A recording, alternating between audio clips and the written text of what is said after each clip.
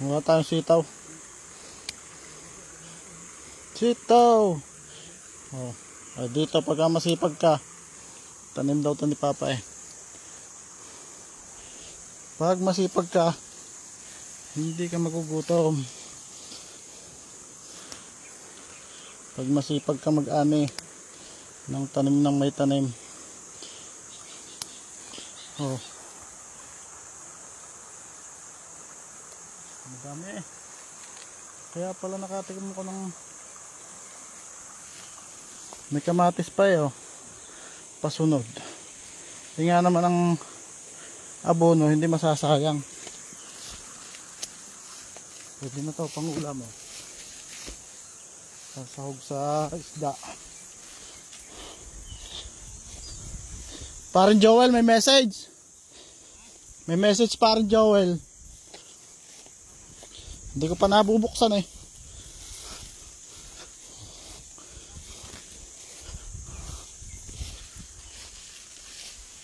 Magluluto na kami sa kubo.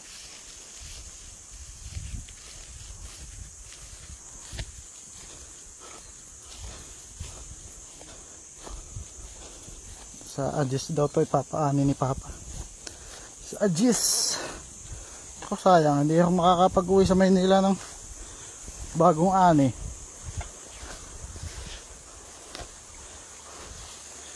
Pauwi na ako bukas eh. Kamahal pa naman ang bigas. Ito masarap kasi bagong harvest to eh. Bagong harvest, bagong galing sa ano, taniman.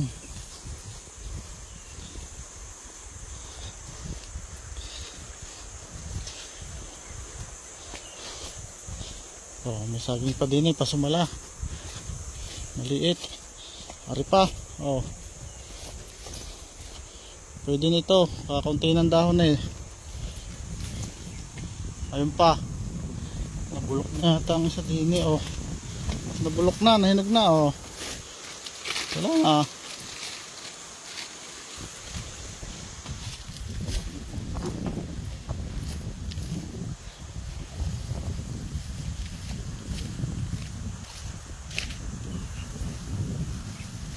Alam mo, nakakuha kami ng sitaw.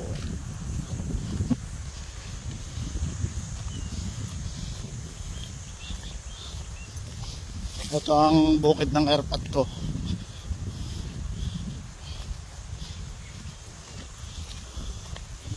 Ah.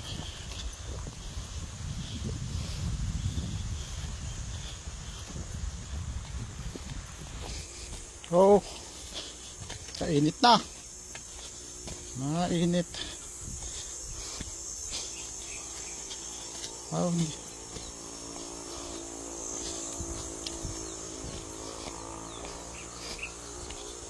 oh, maganda na rin yun. Saging.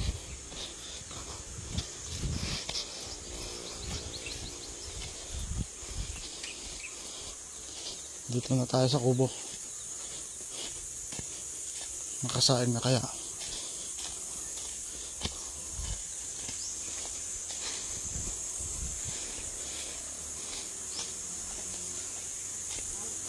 Meron kami dito ang kaprasong resort. Resort. Aba, kinatay na naman. Kinatay na. Lumabang ka. Sitaw eh. Gandang sitaw ah. Hahaba. Kaw. Hindi mo kabiyak ay. Ha? Bakit? Nahango ko lang hindi pala inay. Banmangga. Hindi ko yung pailalim. Ay, itong kambing? Hindi. Baboy yan. Baboy? Kala ko kabilaan daw yung dilis sa kubo. Puto na yan. Lalim yan. Puto.